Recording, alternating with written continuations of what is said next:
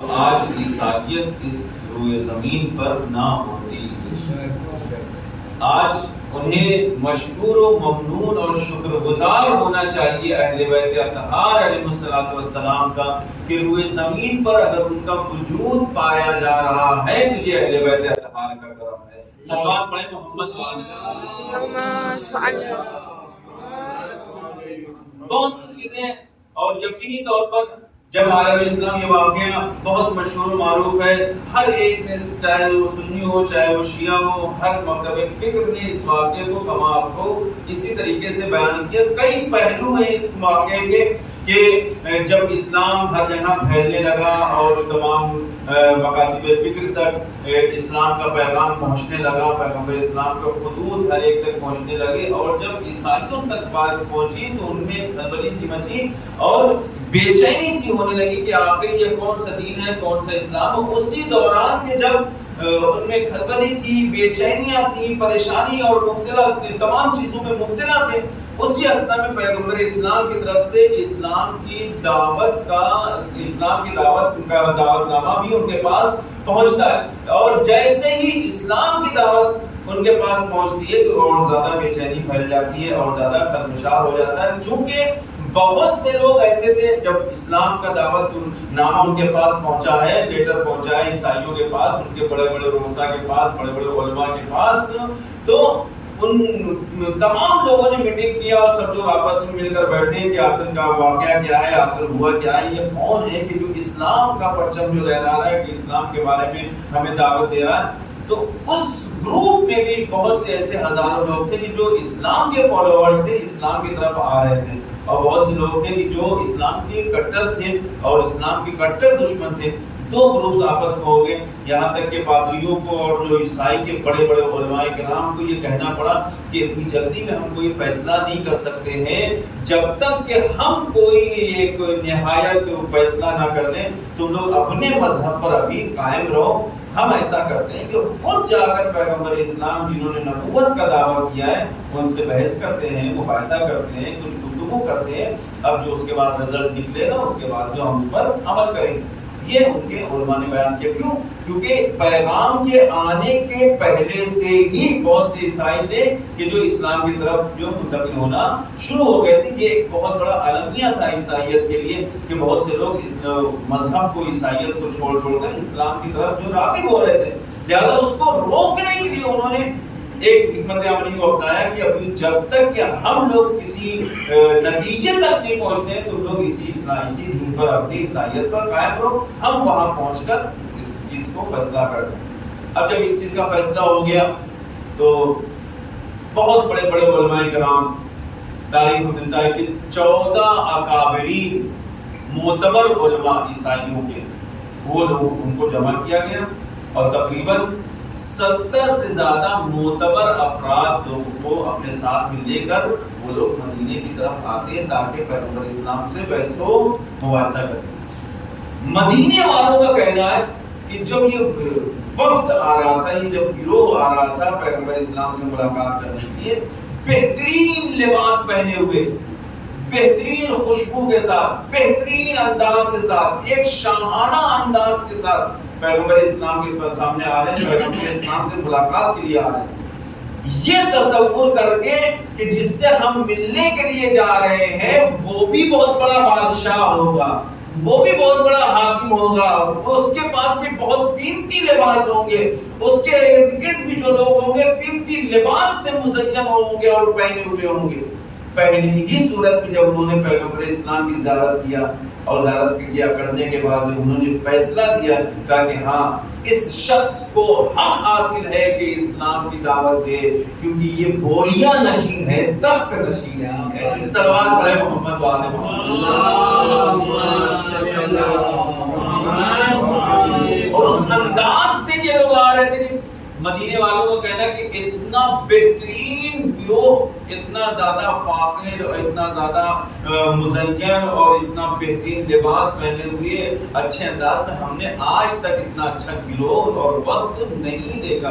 ان کے آنے کا انداز بہت اچھا تھا۔ اچھا، جس وقت وہ لوگ مسجد میں داخل ہوئے تو ان کی عبادت کا وقت شروع ہو گیا۔ یہ بہت ہی مین پوائنٹ ہے جو جس کو لوگ بیان نہیں کرتے ہیں.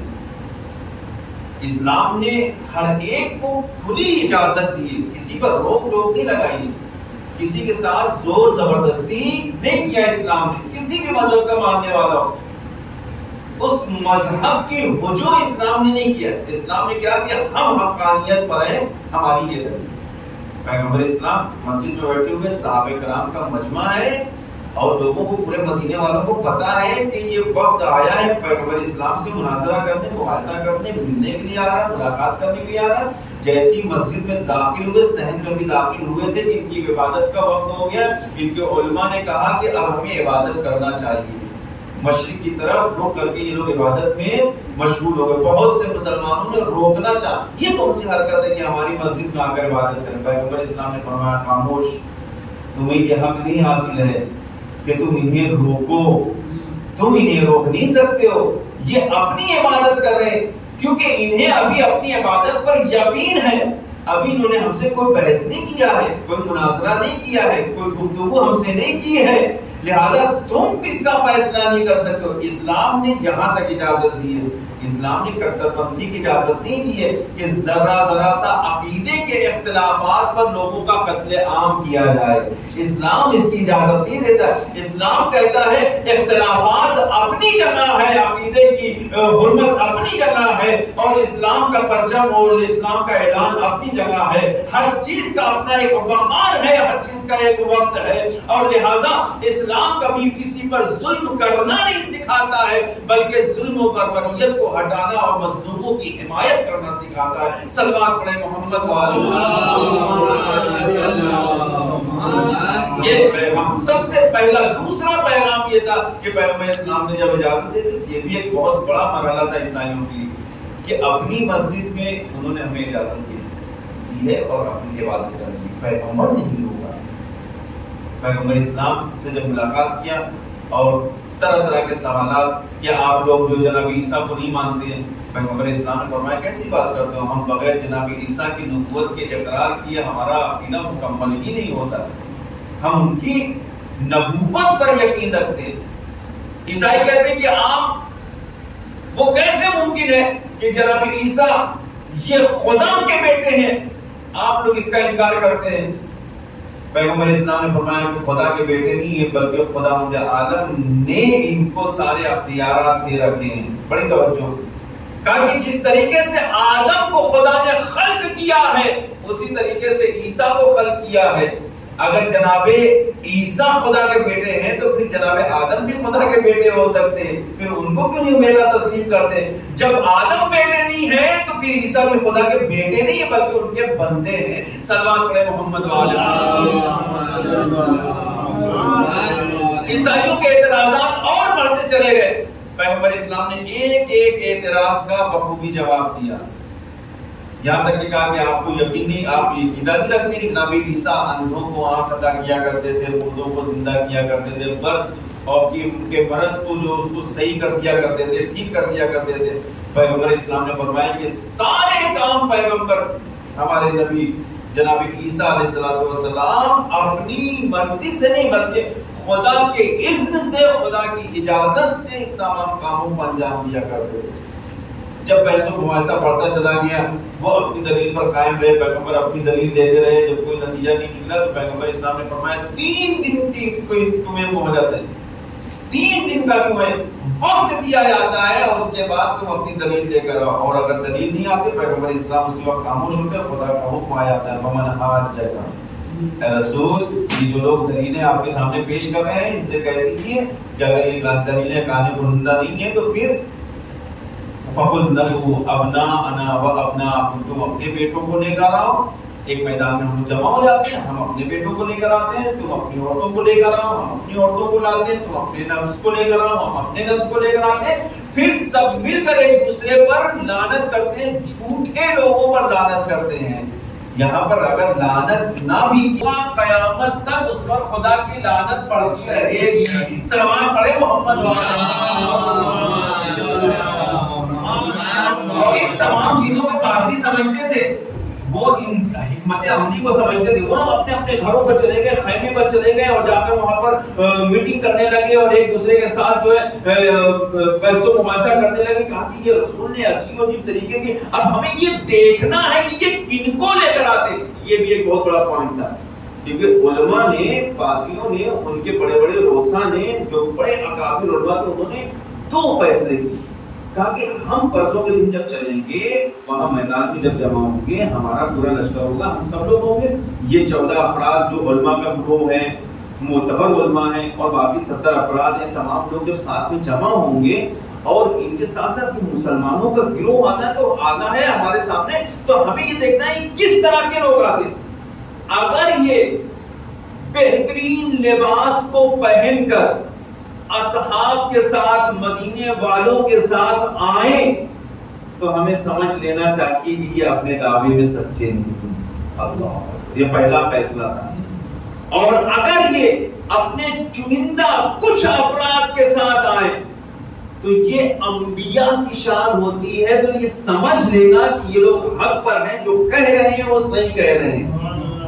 اب ہمیں یہ دیکھنا ہے, اس دن فیصلہ کرنا ہے کہ وہ کس انداز سے آتے ہیں. لشکر لے کر آئے تو اس کا مطلب یہ ہے کہ یہ لوگ لڑائی کرنا چاہتے ہیں, حق پر نہیں ہیں.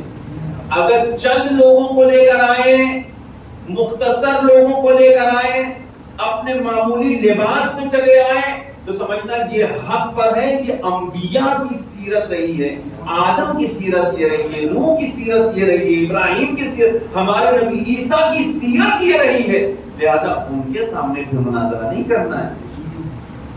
یہ ہوا کہ جب یہاں سے یہ لشکر چلا, چھوٹا سا قافلہ چلا, ادھر پورے نصارے نجران منتظر ہے کہ کون آ رہا ہے, کون آ رہا ہے. اکابرین نے جا کر خبر دیا, پتا ہے کہ وہ لشکر آ رہا ہے. کہا کہ لشکر نہیں آ رہا ہے. کہا کتنے لوگ ہیں؟ کہا کہ گنتی کے 5 افراد ہیں. کہا کہ کون کون ہے؟ پتا کرنے پہ یہ معلوم ہوا کہ ان کے نفس کی جگہ پر مولا کائنات ہے, اور ابناءنا کی جگہ پر سرداران جنت امام حسن و امام حسین ہے. نساءنا کی جگہ پر صرف ایک خاتون سیدۃ النساء العالمین ہے. کہا کہ بس اب ہمیں مناظرہ یہیں روک لینا چاہیے, مباحثہ یہیں ختم کر دینا چاہیے. یاد رکھو یہ 5 افراد اتنے سچے ہیں, اتنے صادق ہیں کہ اگر انہوں نے ہاتھ بھی اٹھا لیے تو ہمارا وجود اس روئے زمین سے ختم ہو جائے گا, ہماری نسلیں برباد ہو جائیں گی, ہمارا وجود ختم ہو جائے گا. لہذا ان سے مناظرہ مت کرنا, ان سے مباحثہ مت کرنا, کیونکہ یہ اپنے قول میں بھی سچے ہیں, اپنے فعل میں بھی سچے ہیں. اگر دعا کر دیں تو ہمارا وجود یہاں سے نابود ہو جائے گا. صلوات پڑھ دے محمد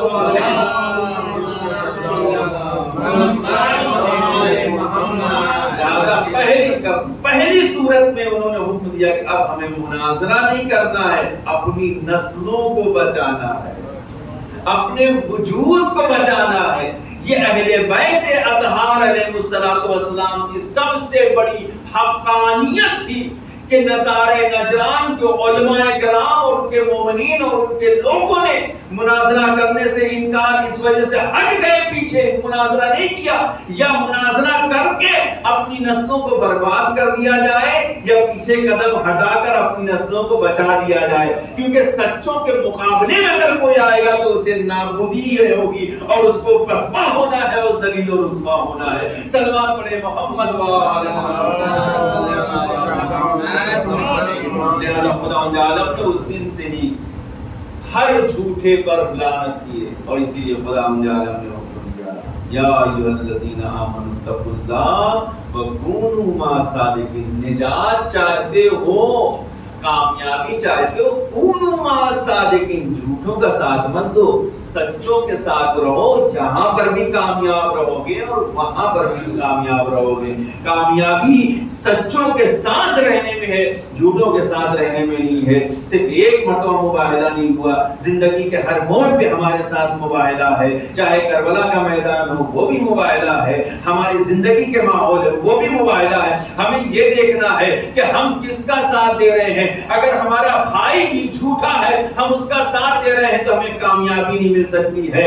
اور اس چیز میں حقانیت یہی ہے کہ اگر ہمارا بھائی جھوٹا ہے اور وہ دعویٰ کر رہا ہے اور ہمیں یقین ہے کہ وہ جھوٹ بول رہا ہے، سچ پر نہیں قائم ہے، صداقت نہیں ہے، تو ہم اس کی باتوں کا انکار کر کے قرآن پر بھی عمل کریں، رسول کی سیرت پر بھی عمل کریں، تاکہ یہاں پر بھی کامیاب رہیں اور وہاں پر بھی کامیاب رہیں۔ وآخر دعوانا ان الحمد للہ رب العالمین۔ ایک قطعہ اور پڑھ دیتے ہیں تاکہ آج کی جشن کا کو آگے بڑھایا جا سکے کہ آئے مباہلے میں ہیں اس طرح پنجتن، آئے مباہلے میں ہیں اس طرح پنجتن، آگے جناب فاطمہ پیچھے ابو الحسن، ہے گود میں حسین ستاروں میں، ہے بیچ میں رسول ستاروں میں جیسے ماں یعنی چاند، ہے بیچ میں رسول ستاروں میں جیسے ماں، ایک گود میں حسین ہے ایک گود میں حسن،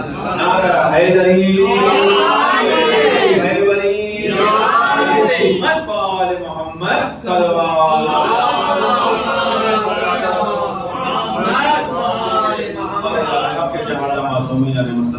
ہماری اس عبادت کو قبول فرما۔ اللہ تجھے واسطہ اہل بیت اطہار علیہ السلام کا خصوصی طور پر اس شب کا واسطہ ہے کہ ہمارے درمیان جتنے بھی لوگ ہیں ان کی تمام تر مشکلات و پریشانیوں کو دور فرما، جو مریض ہیں ان کو شفائے کامل و عاجل عطا فرما۔ اے میرے اللہ ہمارے تمام مرحومین کی مغفرت فرما، اس قبرستان میں اور سامنے قبرستان میں جتنے مرحومین مدفون ہیں ان سب کی قبروں پر اپنی رحمتوں کا نزول فرما۔ اے میرے پاک پروردگار اس شب کا تجھے واسطہ ہے، اس خوشی کا تجھے واسطہ ہے، اس عید اہل بیت اطہار علیہ السلام کا تجھے واسطہ ہے، آخری حجت کے ظہور کو نور میں تاجیل فرما اور ہم سب کو ان کے اعوان و انصار میں شمار فرما۔ ربنا تقبل منا انک انت السمیع العلیم، نعرہ حیدری۔